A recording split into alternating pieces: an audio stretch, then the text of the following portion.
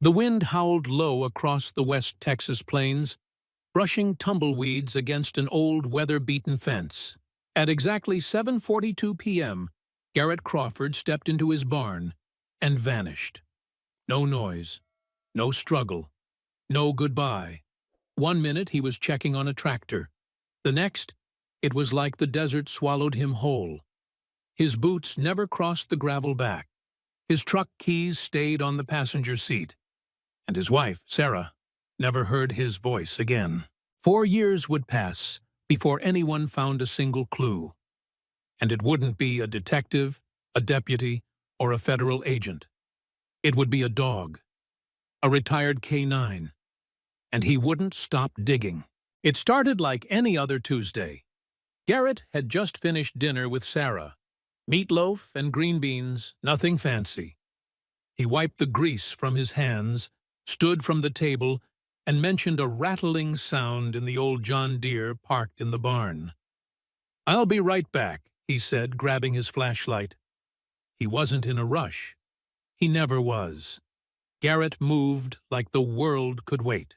Sarah smiled, sipped her sweet tea, and turned on the TV. 10 minutes passed. Then 20. By the time an hour rolled by and the local news started its second segment, she felt it. The stillness. A tightness in her chest she couldn't explain. She opened the front door and called out, "Garrett?" Nothing but the chirp of crickets and the low, distant groan of cattle. She slipped on her boots and walked out to the barn. The big green Ford F-150 sat idle beside the gate, its driver's side door unlocked. The keys were still inside. A couple of feed store receipts fluttered on the seat. Garrett's wallet wasn't there, but that wasn't strange. He often left it on the counter. The silence around her felt too heavy. Something wasn't right. Sarah scanned the yard, then the barn, its sliding door half open like someone had gone inside but never came out. She called again. Still nothing. Her gut twisted. She ran back inside and dialed 911. Deputy Rick Ortega pulled up the gravel road 40 minutes later, headlights slicing through the pitch black. He was young, barely out of the academy, but polite and attentive. He took her seriously. He, Sarah, and her 20-year-old son, Ben, checked the barn together. Flashlights scanned beams and corners.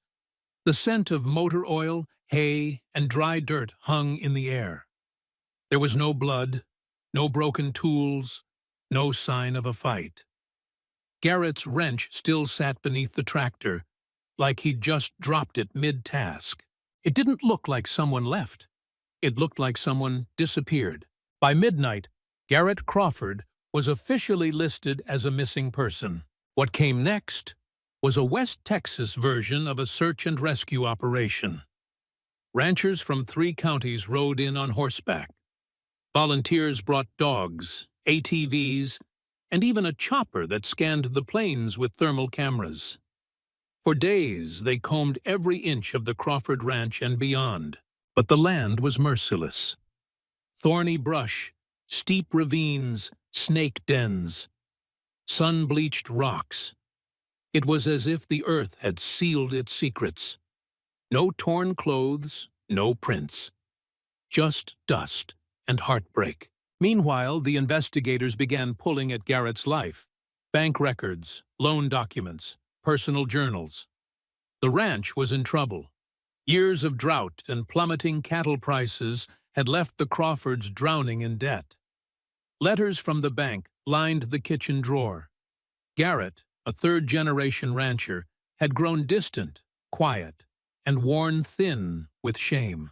It was enough to suggest a theory. Maybe he walked away, but Sarah refused to believe that. "He wouldn't leave this land," she told the deputy, gripping a faded family photo. "It's in his blood." If stories of resilience, truth, and the unspoken bond between humans and animals matter to you, don't forget to subscribe to Heroes for Animals. We bring you real stories that restore your faith in loyalty and courage. Hit that bell. Your next hero might walk on 4 legs. Time moved on, but the pain didn't. Ben dropped his college plans and took over daily ranch work. He fixed fence lines and buried animals lost to drought. He grew older in a year than most did in 5. Sarah, trapped in legal limbo without a death certificate, couldn't collect life insurance or refinance the ranch. She started selling off cattle, sometimes at a loss. She patched the tractor with borrowed parts and faith, and the years rolled by. 3 years later, on a dusty jogging trail a few miles from the old Crawford Ranch, a woman named Maria Sanchez ran every Tuesday afternoon with her German shepherd, Buster. He wasn't just a pet. He was a retired U.S. Customs K-9, trained in narcotics and human remains detection. Maria didn't know much about Garrett Crawford. She'd moved to Brewster County after his case had gone cold. But Buster remembered smells. He remembered death. And something about that trail made his hackles rise. Every time they passed a certain patch of rocks, he slowed, stared, sniffed. His ears perked like a soldier remembering orders. Then he'd move on. Until one Tuesday, he didn't. He stopped dead, ears flat, muscles tense. And then he bolted. Maria's scream echoed across the trail. "Buster!" But the dog was already 50 yards ahead, digging like mad beneath a large slab of sandstone. It wasn't like the times he chased rabbits or rolled in the grass. His whole body was locked in, alert. His paws were tearing into the earth like something was buried beneath it. Maria froze. The hair on her arm stood straight. She'd never seen him act like this. She stepped closer, heart thudding. The rock! It looked out of place, like it had been set there on purpose. "Buster, please," she whispered. He barked, short, deep, insistent. Maria pulled out her phone and called 911. "You're gonna think I'm crazy," she told the dispatcher. "But my dog used to be with Border Patrol. He's trained. He's alerting to something. I think he found a grave." The deputy who arrived later that day had been on the force less than a year. He almost dismissed the whole thing as a false alarm from an overprotective pet owner. But protocol made him look closer. He noticed the loose, dark soil. He saw how the stone didn't quite belong, and something about the dog's intensity stuck with him. He called it in. 2 hours later, a forensics van arrived. They pried up the sandstone slab. What they found underneath would stop time and turn a cold case into the start of something far more twisted. The sandstone slab groaned like an old door hinge as the forensic team shifted it aside. Beneath, the earth gave up a secret it had guarded for 4 long years. It wasn't a body. It was something stranger. Folded men's clothing lay in a shallow pit, carefully arranged, not dumped. A brown canvas jacket, stiff with age and dust. A pair of faded jeans, folded like they'd come off a store shelf. A button-up shirt, pale blue, laid flat beneath them.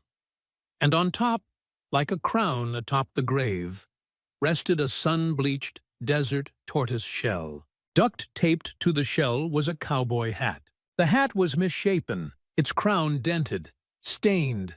There was a small puncture hole near the brim, like something sharp had pierced it long ago. Yet even after years beneath rock and sand, the hat still held the spirit of the man who once wore it. The team went quiet. There were no bones, no blood. But this wasn't random. This was deliberate. A message. Detective Miles Corbin had been preparing for retirement when the call came in. He was cleaning out his office drawers, tossing old coffee-stained files and broken pens into a cardboard box when the dispatcher said, "You're going to want to see this, sir." Corbin drove out himself, the weight of old memories tightening around his shoulders with every mile. He knew the Crawford case better than anyone. It had haunted his last decade. No closure, no suspects, just a good man gone without a trace. When he arrived at the site, the sun was beginning to dip behind the Chisos Mountains. The air smelled of dust and sagebrush. The scene was taped off, quiet and reverent. Corbin stepped under the yellow line, nodded to the young deputy, and knelt beside the grave. The second he saw the jacket, something in his chest tightened. Then came the hat. Corbin stood slowly. He didn't need DNA. He didn't need lab tests. He had stared at the missing person poster for Garrett Crawford too many times. The man in the photo was smiling faintly, leaning against a fence post, wearing that exact same canvas jacket and that exact same cowboy hat. This was Garrett, at least what was left of him. Back at the evidence room, the items were laid out on a sterile table. Gloves on, Corbin hovered over them like a priest performing last rites. His eyes scanned every fiber, every tear, every trace of time's wear. He was quiet for a long time. Then he whispered, "Why would someone bury clothes and not the man?" No one had an answer. In a quiet office across town, Sarah Crawford stared at high-resolution photos spread across her kitchen table. First the jacket, then the jeans, then the hat. She didn't cry right away. For 4 years, she had trained herself not to. But when she saw the puncture in the crown, she gasped.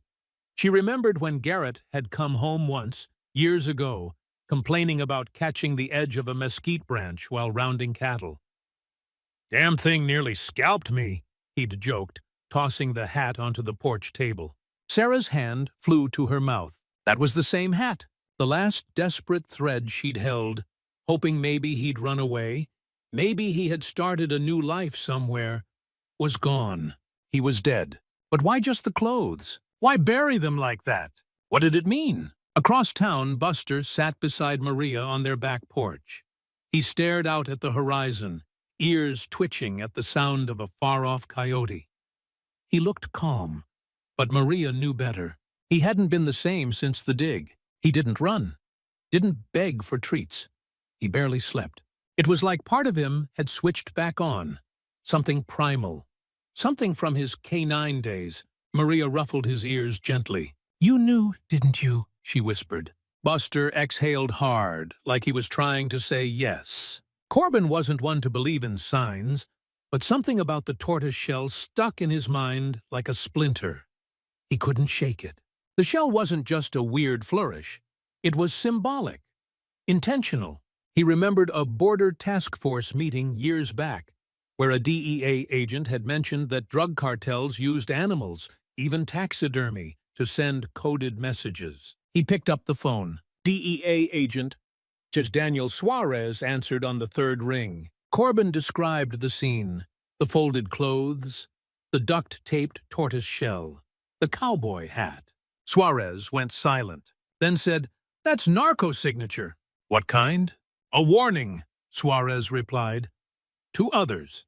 The turtle, especially taped like that, is cartel slang for an informant, a snitch." "So whoever did this was calling Garrett a rat?" "Exactly," Suarez said. "It's not just about the man. It's about control, fear. It's their way of saying, this is what happens if you talk." Corbin felt the blood drain from his face. This wasn't just a disappearance. It was a silencing. He and Suarez pulled every file from the original case. The debt records, the loan applications, the uncashed check Sarah had found in the ledger, $17,450 from a cattle sale. Why would a man running from his life leave behind nearly 18 grand? They went back through every bank statement, this time with fresh eyes. And there it was. Small, irregular cash deposits. $500 here, $200 there. Never consistent. Never explained. Over 8 months, they added up to just under $50,000. The pattern didn't match cattle sales or feed equipment. It looked more like payments from someone who wanted to stay off the books. Meanwhile, Buster wouldn't stop circling. Every morning, Maria took him back to the trail, trying to ease his mind, give him closure. But instead of stopping where they found the clothes, he'd walk on, about half a mile further, then pause. Sniff. Whine. One morning, he bolted again, this time toward a run-down, half-collapsed shack behind a grove of mesquite. It had once been a hunting cabin. Now it was just bones and shadows. Buster didn't bark. He just stood at the door and stared. Maria called Corbin immediately. Inside the cabin, they found what they'd feared. Blood-stained rope, rusted shackles, scraps of faded cloth. The floorboards had been pried up long ago, the place swept clean by time, but traces remained. Buster sat outside the door, unmoving, watching. He had brought them to the last place Garrett had likely been alive. The evidence was enough to reclassify the case as an active homicide, but not enough for conviction. No body, no weapon, just a tortured puzzle. Still, Corbin knew the truth. Garrett Crawford hadn't run. He hadn't broken. He'd stood up to something bigger than himself, and paid for it. At dusk that night, Maria stood with Buster at the edge of the old trail. The sky burned orange and gold. She looked down at him, resting his chin on her boot, and whispered, "You brought him home, didn't you?" Buster didn't move. He just watched the horizon, waiting, as if there was still more left to find. They say the desert forgets. That time and sand and silence cover everything, swallowing up footprints and memories alike. But sometimes the land doesn't forget. It just waits for the right moment to speak. And when it did, it spoke through a dog. Buster hadn't led them to a body, but he'd led them to truth. And now, for the first time in 4 years, Garrett Crawford's name wasn't just a whisper in the sheriff's office cold case drawer. It was on the radio, in the local paper, and scrawled across the whiteboard in a reopened homicide investigation. The desert had remembered. Now it was up to the living to listen. Detective Corbin stood at the edge of the abandoned shack Buster had found. The place was rotted and sun-warped, the kind of place teenagers might dare each other to enter on Halloween. But this wasn't kids' stuff. Corbin stepped through the doorway slowly, the boards groaning beneath his boots. The air smelled like rot and rust. The walls had holes punched through them. There was no furniture, just empty hooks where maybe a lantern once hung, and scraps of wire tangled in the corners like cobwebs. But near the center of the room, the forensics team had found old blood traces, rope fibers, human hair, and the most chilling detail, heavy scuff marks around one of the support beams, as if something, or someone, had been tied to it and struggled. It wasn't just a hiding place. It had been a prison. Corbin didn't talk much during the ride back to the station. He just kept glancing at the evidence bag on the seat beside him. Inside was a torn scrap of fabric, faded plaid, possibly from the same shirt Garrett had been wearing the night he disappeared. It was just a strip of cloth, no blood, no DNA yet. But for Corbin, it was enough. He knew what had happened here. Garrett had been held captive, tortured, and the killer hadn't even needed to bury him to erase him. In a land that vast and unforgiving, the desert did most of the cleanup itself. That night, Sarah sat on the porch swing, staring out over what was left of their ranch. The pasture to the north was gone, sold off to keep the bank from taking the rest. The barn had been stripped bare over the years. Only the main house remained, and even that needed a new roof and a second coat of paint. Ben had been working long hours, trying to keep it all together. He didn't say much these days, just nodded, worked, and kept moving. When Sarah told him about the shack, about what the detectives had found, he sat down on the tailgate of Garrett's old truck and stared into space for almost 15 minutes. Then he stood up and said, "I need to fix the fence at the south line," and walked off. That was Ben's way of grieving, quiet, steady, like the land. Across town, Maria was having trouble sleeping. Buster paced the house at night. Not frantic, not anxious, just aware, alert, like something in him had switched fully back on. Maria had seen this before. She'd volunteered at a canine retirement foundation in El Paso before adopting him. Most dogs, once they left the line of duty, adjusted. They played, they aged, they softened. But Buster had never quite let go of the job. And now that he'd found Garrett's grave, the man's clothes, the cabin, something in him was telling Maria they weren't done. At the Brewster County Sheriff's Department, Corbin and DEA agent Suarez laid out the new timeline. Step 1. Garrett had been approached by a cartel cell operating along the border. Step 2. He'd been offered cash in exchange for access to part of his remote barn. Step 3. He accepted, at least initially. Small cash deposits over 8 months proved as much. The mystery wasn't just what had happened. It was why. Why would a man like Garrett Crawford, quiet, moral, old school, get involved with drug runners? And what made him change his mind? The pieces didn't add up until Suarez said, it might not have started with drugs. That's when they dug deeper. Not into the ground this time, but into Garrett's financials. Again. And there in the margins was the hint they needed. A short-term business license filed under a shell company just 2 months before Garrett vanished. It was listed as an agricultural consultancy, but it had no invoices, no listed address, and no tax records. Just a P.O. box linked to a known cartel front in Del Rio. It was a trap. They had planned to take the ranch, not just use it. According to Suarez, that was typical in these cases. The initial offer was always small, quiet. Just use a corner of the barn. But if the land was valuable and the owner desperate, the cartel moved in like a cancer. Offer more money.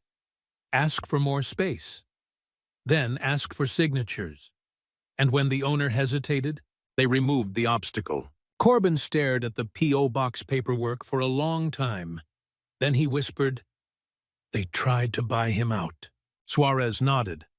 "And when he said no, they made him disappear." They needed more than theory. They needed a name. And surprisingly, it came from the last place anyone expected, the state prison system. In a federal penitentiary 300 miles away, a man named Hector Morales had been watching a local news broadcast when Garrett's face came on screen. Not Garrett's photo, but the cowboy hat, the tortoise shell. Morales froze. He told his lawyer he wanted to talk. Within 72 hours, Suarez and Corbin were sitting across from Morales in a secured interview room. Morales wasn't a cartel boss. He was middle-level muscle, ran logistics, moved people and product, answered to higher-ups. But he knew things, and he was scared. He spoke low, glancing at the camera in the corner like it might shoot him. But what he said broke the case wide open. "Yes, I knew Garrett. Yeah, I saw him once. He didn't want to be part of it." "What did he say?" Corbin asked. "He said he'd rather lose the ranch than let us traffic kids through it." The room went dead quiet. "Wait," Suarez said, leaning forward. "Kids?" Morales nodded. "They wanted to start moving people through the property. Not drugs, not cows. People, women, girls. Garrett lost it. Said he'd call the cops. Said he'd burn the barn down before he let it happen." "And then what happened?" Corbin asked. Morales looked down. "They made an example out of him. Back at the ranch, the truth landed like a thunderclap. Garrett hadn't been weak. He hadn't given in. He'd stood up to monsters, alone, and paid the price." Sarah sat at the kitchen table, staring out the window. The wind moved the curtains like slow breath. On the table lay a copy of the sheriff's report, most of it redacted.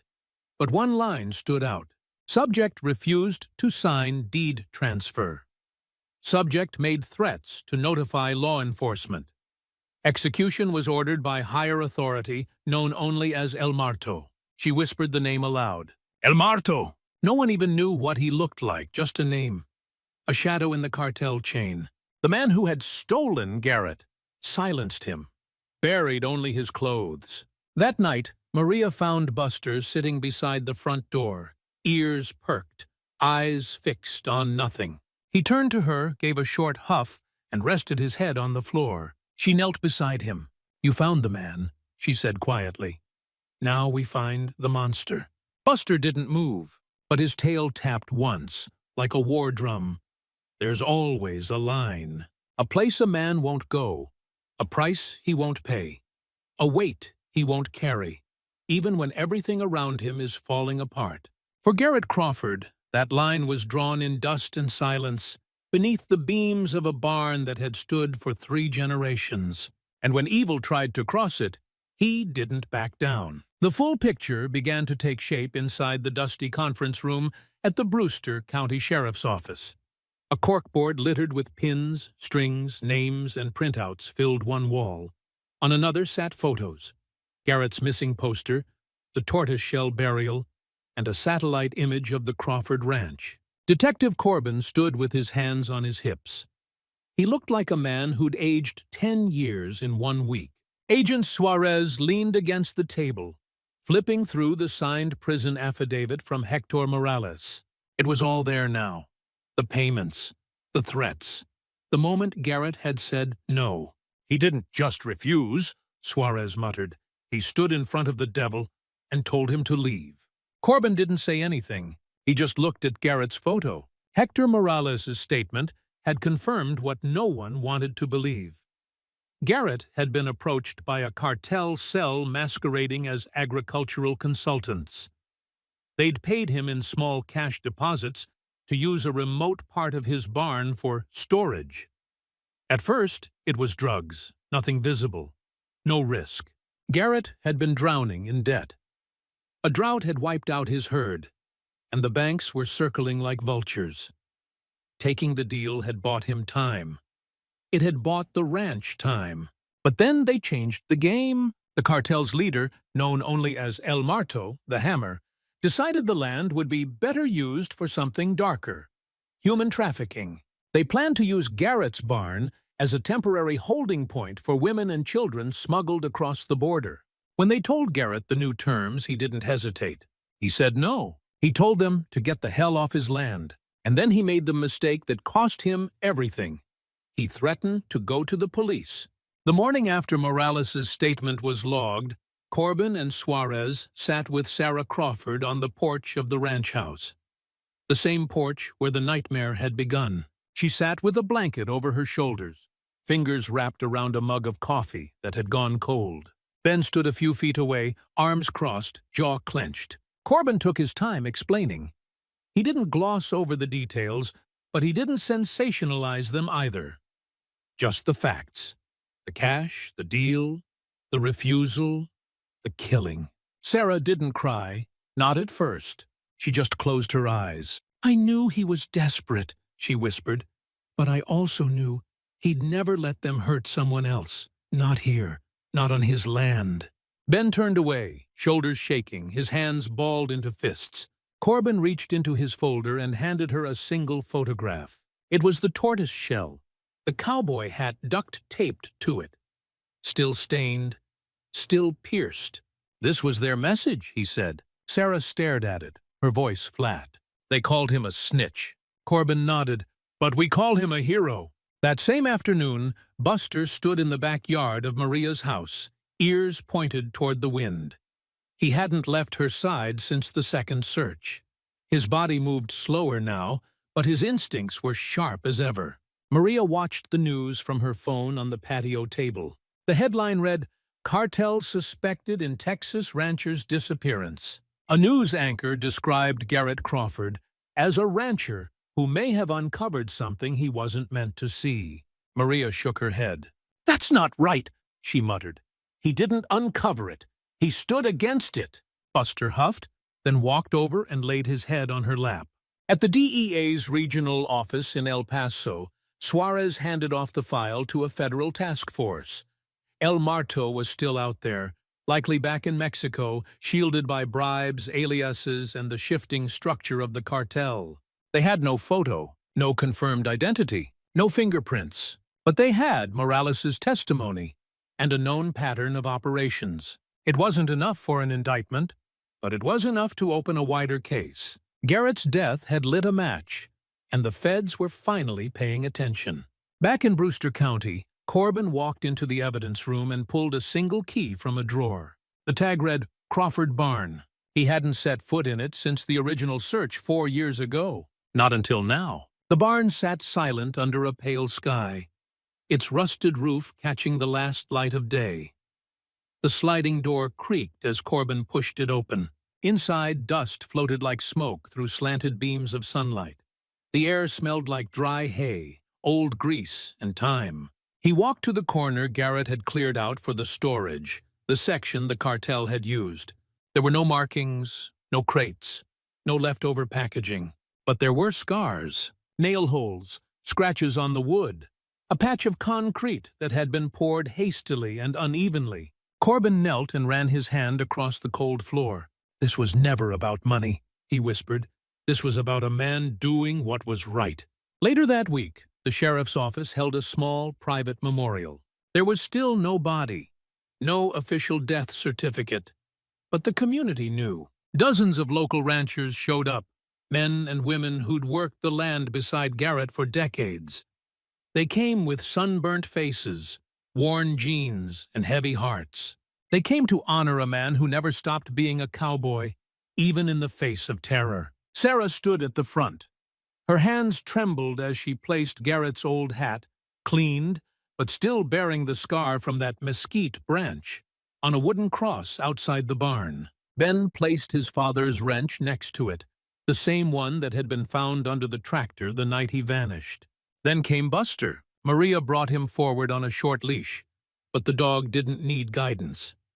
He walked straight to the cross and sat. Not out of training, out of knowing, out of respect. The entire crowd went quiet. Even the wind paused. Buster didn't bark, didn't move. He just watched the horizon, as if waiting. Later that night, Corbin sat on the porch of his own home, a beer in hand, his badge sitting on the table beside him. Retirement was days away now. After decades of solving crimes, he'd never expected his last case to come from the nose of an old dog and the silence of a tortured family. He'd filed the paperwork to close Garrett's case, but only partially. Suspended, suspect at large, it read, because even though the cartel cell had scattered and El Marto had vanished, the truth had been exposed. Garrett hadn't vanished out of shame. He hadn't been a coward. He'd been a man who drew the line and never stepped back. And that meant something. It always would. Back on the Crawford Ranch, Sarah and Ben made one final decision. They put the land up for sale. They couldn't keep it anymore. The debts were too high, the memories too heavy. But they refused to sell it to a corporation or out-of-state developer. They sold it to a neighboring ranching family, one Garrett had grown up with. People who understood what the land meant. People who would keep it honest. Before leaving, Sarah walked the fence line one last time. The sky was deep blue, and the cicadas hummed like a lullaby. She stopped at the gate. Maria and Buster were there, waiting to say goodbye. Sarah knelt down and looked the dog in the eyes. "Thank you," she whispered, "for not giving up on him." Buster leaned in, pressed his forehead to her chest, and exhaled. A sound like peace. The sun came up on Brewster County like it always did. Slow, hot, and unforgiving. Dust hung in the air. Fence posts cast long, crooked shadows. And somewhere out there in the endless sprawl of West Texas, a man named El Marto still breathed free. No mugshot, no fingerprints, no trace. But he left behind a silence so loud it changed everything. And the dog who wouldn't stop digging was still listening. The memorial for Garrett Crawford was small, but it hit harder than any funeral the town had seen in years. No casket, no body, just a battered cowboy hat, a worn work jacket, and a silence that stretched across the fields he once rode. Ben tried to stay composed, but when he saw Buster sit beside the cross without being asked, something cracked open in him. That dog had found more truth than any badge ever had. And Garrett's story, once reduced to rumors and ghost whispers, was now carved into the soul of the community. But what about justice? That question hung in the air like summer heat. Detective Miles Corbin, now just a few weeks from retirement, sat in his office staring at two files. One was thick and frayed, the Crawford case. The other was thinner, newer, with El Marto handwritten in bold across the front. He had Morales's testimony. He had cash deposit patterns. He had cartel methods. But without a body or direct witnesses to the murder, there was no trial. Legally, Garrett Crawford was still listed as missing, presumed deceased. Emotionally, everyone knew what happened. Legally, it wasn't enough. Corbin rubbed his temples, stared out the window, and muttered, "You did the right thing, Garrett, but sometimes the truth doesn't get to walk into a courtroom." Suarez and the DEA had taken over the broader case.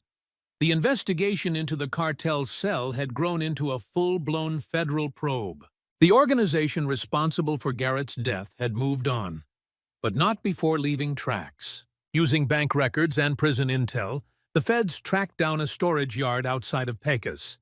A raid uncovered unregistered vehicles, burner phones, and several pounds of narcotics. Nothing that tied directly to Garrett's murder, but enough to shut down the cell that had tried to buy his land. El Marto, however, was still a ghost. Maria Sanchez watched the news in her kitchen while Buster dozed at her feet. The local station showed federal agents in tactical gear hauling crates out of a dusty trailer. The anchor's voice was solemn. While no one has been charged in connection with Garrett Crawford's disappearance, law enforcement believes the rancher's death may have played a key role in jump-starting one of the most extensive investigations into cartel movement along the Texas border in the past decade. Maria shut the TV off. She looked down at Buster. "You started all this," she said quietly. "You didn't even mean to. You were just doing your job." Buster's ears perked. Then he rested his chin back on her foot and let out a soft sigh. The town didn't move on so much as absorb what had happened. For weeks after the memorial, people left things at the cross outside the old Crawford barn. A pair of leather work gloves. A faded photograph of 3 ranchers smiling beside a windmill. A child's drawing of a cowboy and a dog, labeled "The Good Guy." Sarah collected what she could and stored it in a wooden box. She didn't open it much, but she couldn't throw it away.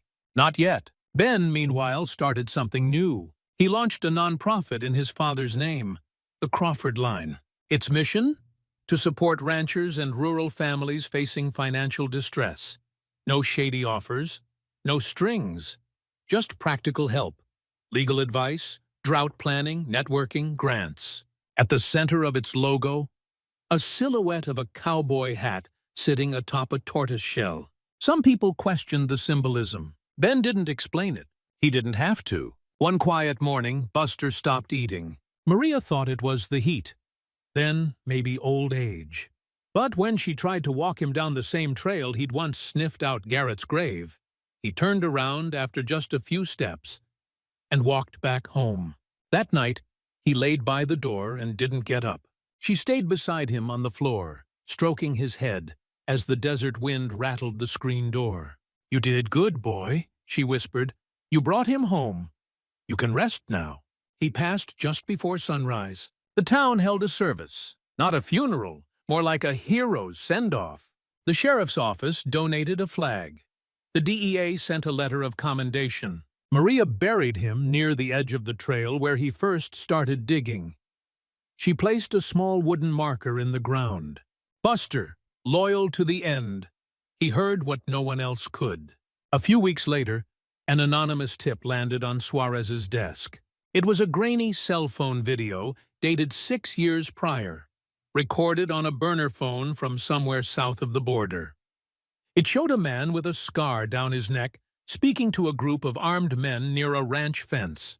The voice matched one they'd heard before. Morales confirmed it in seconds. "That's him," he said. "That's El Marto." It wasn't proof, not enough to extradite, but it was something.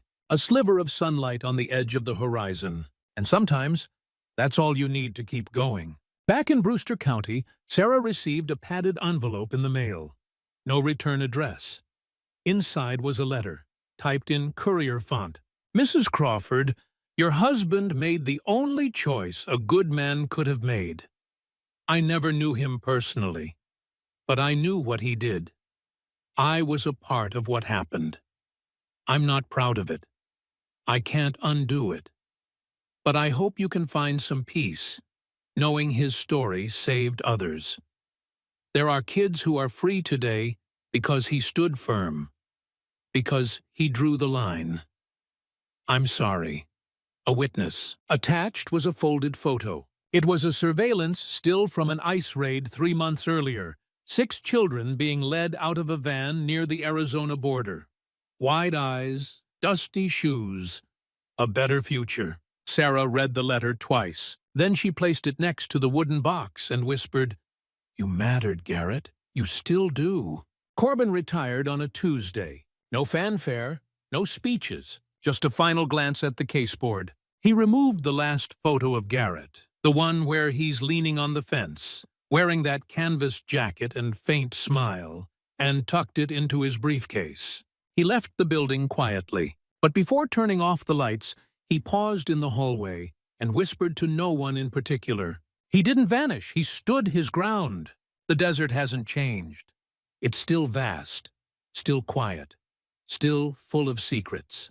But along that winding trail near Juniper Road, there's now a wooden bench beside a memorial stone etched with 2 names, Garrett Crawford. He stood for what was right. Buster. He never stopped looking. Hikers sometimes stop there, not knowing the full story. But if they ask around, the townsfolk will tell them, not just about the murder, but about what came after, how a loyal dog found the truth, and how a good man, buried in silence, became a legend in dust. The Texas wind had a way of remembering. It carried the stories of men who came before, whispers caught in fence lines, tales tucked beneath saddle straps, truths buried in the land. And long after a man was gone, the wind kept speaking his name. For Garrett Crawford, it was never about glory, never about attention. It was about one choice, and that choice echoed far beyond the borders of his dusty ranch. 6 months after the memorial, spring settled over Brewster County. The wildflowers bloomed early, flecking the horizon in hues of yellow and violet.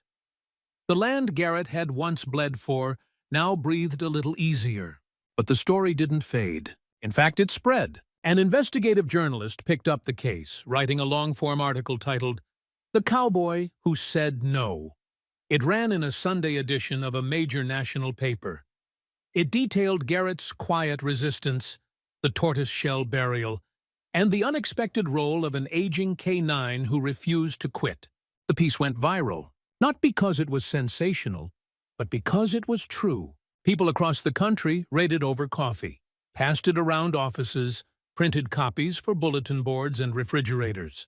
And for a moment, Garrett Crawford was more than a name in a dusty sheriff's file. He became a symbol, a reminder that morality still had a cost and still had value. Sarah received letters from strangers in places she'd never been. A single mother in Ohio wrote, "Your husband made me believe in goodness again." A retired vet from Montana sent a check to the Crawford Line nonprofit with a note that simply said, "For the kind of man I hope I would have been." Even a 4th-grade class from Oregon sent hand-drawn cards, each with a cowboy hat and a German shepherd drawn in crayon. Sarah cried when she opened that envelope.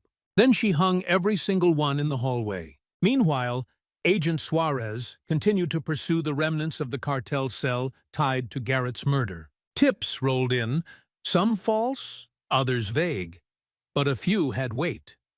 Eventually, a former cartel associate flipped in exchange for protection. He confirmed details about El Marto, including his real name, several aliases, and his last known location in northern Mexico. But extradition was complicated. There was no body, no direct eyewitness to the murder, just a jacket, a grave with no bones, a cowboy hat duct-taped to a tortoise shell. And yet the case wouldn't die, because it had become more than a murder. It had become a movement. Back in Brewster County, Ben stood at the edge of the newly restored barn. Same beams, fresh paint, but the spirit of the past intact. They'd rebuilt it not as a working barn, but as a community space. They called it The Line. Local ranchers came for meetings, support groups, drought planning, legal workshops. It was part sanctuary, part strategy room, and in the center hung a plaque, laser-etched steel. Garrett Crawford, 1950 to 2008. He was offered a way out. He chose to stand firm instead. Beside it, mounted with care, was a photo of Buster. His eyes alert, his stance proud. No badge, no cape, just a dog who followed his nose and found the truth buried in dirt. Maria spoke at the dedication. Her voice trembled only once. She said, "Buster wasn't just a dog. He was a witness, a searchlight, a messenger, and he never asked for a thank you. He just wanted to be useful." When she finished, people stood and clapped. Some wept. Ben hugged her afterward and whispered, "You gave us back our father." Maria smiled. "No, he did. I just followed him." That night, the wind picked up again, rustling the flags outside the barn. Sarah stood alone at the edge of the property, looking out at the fields Garrett had once walked in the early morning. She could still hear his boots sometimes, phantom steps across the porch. She missed the way he'd rub the back of his neck when he was thinking, the way he'd hum low under his breath while tinkering with a busted engine. She reached down and touched the soil. "I hope you know," she whispered. "I hope you know how much you meant, not just to us, to everyone." The wind carried her words, and in that stillness she felt him. In the months that followed, the Crawford Line helped 4 ranches avoid foreclosure. It connected 2 abused migrant women with safe housing. It created a legal toolkit distributed to over 300 rural families across 3 counties. Garrett never saw a courtroom, but his story saved more than any verdict could. Then one day, nearly a year after the story went national, Corbin, now fully retired, received a phone call. It was from a small-town paper in Chihuahua, Mexico. A local reporter said a man matching El Marto's description had been gunned down in a cartel dispute.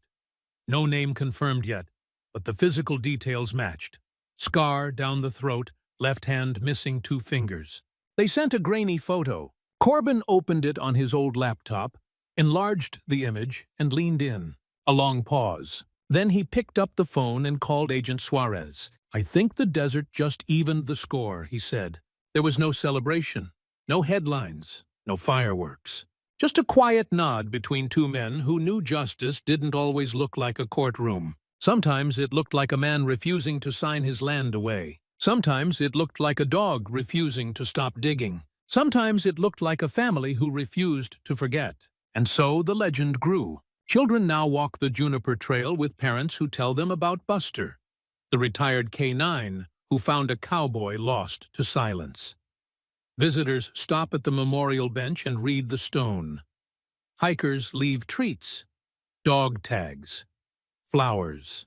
The wind carries the stories, reshaping them in each retelling, but always keeping the truth. That one man stood when it would have been easier to kneel. That one dog wouldn't stop until the truth was found. In the end, Garrett Crawford wasn't defined by how he died. He was remembered for how he lived, for the line he wouldn't cross, for the voice he became without ever speaking a word in public, and for a dog, once trained for war, who became a symbol of peace, loyalty, and never giving up. Thank you for watching this journey with us. This was The Dog Who Wouldn't Stop Digging, a true American story of resilience, principle, and the bond between man and animal. If this story moved you or made you think about what it means to stand up for something, even when no one's looking, we invite you to subscribe to Heroes for Animals for more real stories that matter. Now we ask you, if you were in Garrett's boots, would you have drawn the line? Let us know in the comments. Until next time, stay kind, stay strong, and always listen, because sometimes the truth barks before it speaks.